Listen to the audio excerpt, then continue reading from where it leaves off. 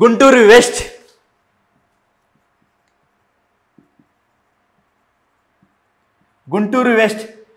గుంటూరు వెస్ట్లో అనూహ్యంగా ఒక పేరైతే వచ్చింది. ఆ పేరేంటంటే గల్లా మాధవి.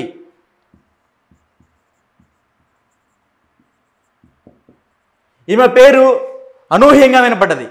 ఇప్పటిదాకా గుంటూరులో ఎవరు పోటీ చేయలేదు.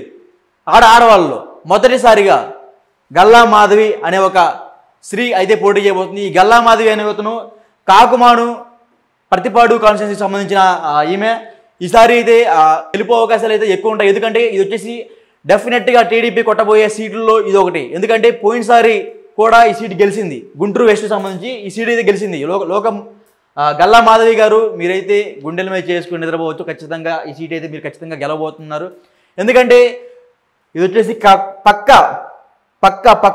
పక్క గెలిచే సీట్ ఇది. గుంటూరు సంబంధించిన వెస్ట్ సీటు.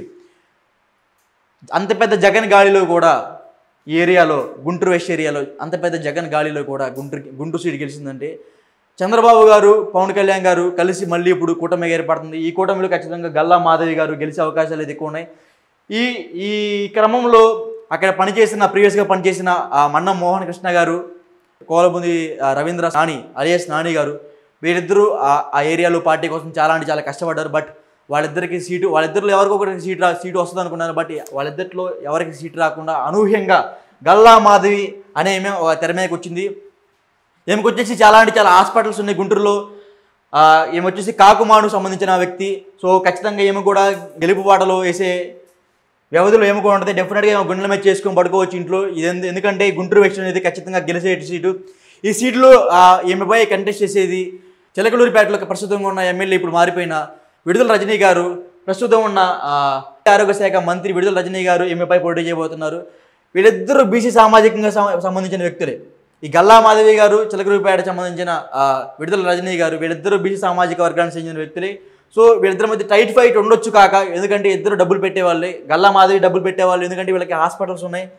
చిలకలూరిపేట సంబంధించిన విడుదల రజనీ ఇప్పుడు గుంటూరు వెస్ట్కు మార్చారు గుంటూరు ఇన్ఛార్జ్గా.